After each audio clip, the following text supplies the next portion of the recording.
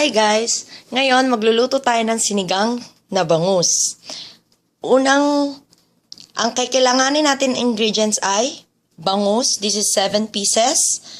And then sitaw, okra, spinach, kung wala naman kayong kangkong, pwedeng spinach, kamatis, sibuyas, and sile.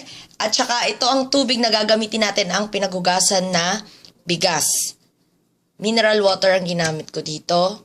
So, unang hugas, huwag niyo itatapon. Gamitin yung pangsabaw. Pero marami yung nalagay ko, pwede rin yung kalahat. Depende sa inyo po sa sabaw kasi asawa ko mahilig po sa masabaw. Tapos, patis. Yung patis, lalagyan ko lang po ng 2 tablespoon. Yan lang po ang ingredients natin. At tamarin, yung pampaasim sa sinigang na bangus. Sinigang sa bangus. Okay, ngayon mag-start na tayo. Painitin natin muna yung kalan. And then, pag mainit na siya, malakas na apoy, ilalagay na natin ang sabaw na bigas.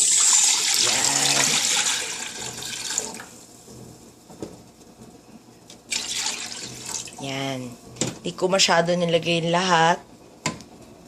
May natira pa. Tapos, pakukuluan ko lang yan sandali. Hold on. Pinakuluan ko lang siya ng 1 minute, hindi pa kumukulo. Sa susunod na steps, ilalagay ko na tong sibuyas at kamatis. Sabay na sila para kumulo. Pinainit ko lang pala yung kalan. Hindi ko pa siya pinapakulo. Then yan. Pakukuluin ko lang siya.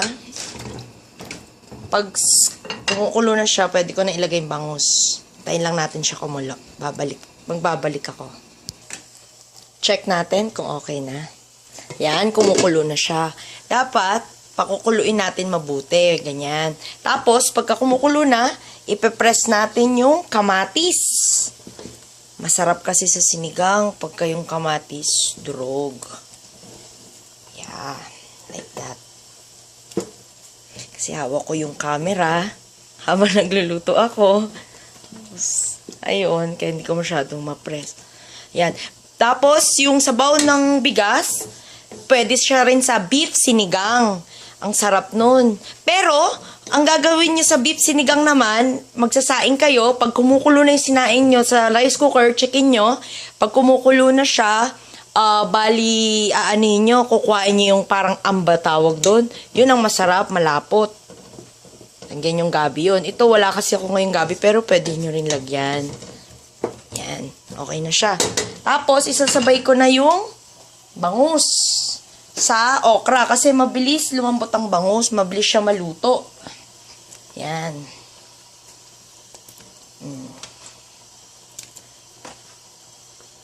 Yan. And then, this is 7 pieces.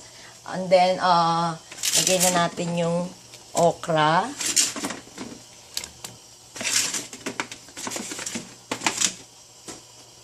Sitaw. Tapos, yung patis, 2 tablespoon.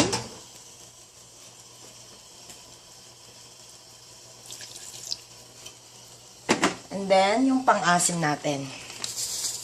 Depende sa inyo kung gusto nyo yung maasim na maasim. Ako kasi, gusto ko yung maasim pero hindi ko masyado inuubos kasi ayoko ng maalat. Gusto ko healthy, lagi. Conscious kasi ako sa health ko eh. Kaya yun. Okay, pakukuluan natin siya hanggang sa maluto ng bangus at okra. Babalik ulit ako. Yung sili pala lalagay rin natin. Sorry. I forgot. Kasi baby ko nangungulit eh. Thank you. Yan, checkin natin yung fish kung okay na.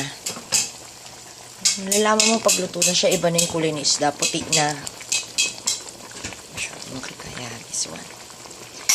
Pinakuluan ko siya ng 10 to 15 minutes because yung okra fresh. And then after, we'll put the spinach or kangkong. Wala kasi akong kangkong dito eh. That's why, ito yung nilagay ko. Spinach. Yan. Pwede mo na patayin yung apoy kasi mabilis naman siya maluto para fresh yung spinach. Hindi siya lata, 'di ba? Ayun, yan na ang sinigang natin. sa bangus. Okay, bye-bye. Thank you.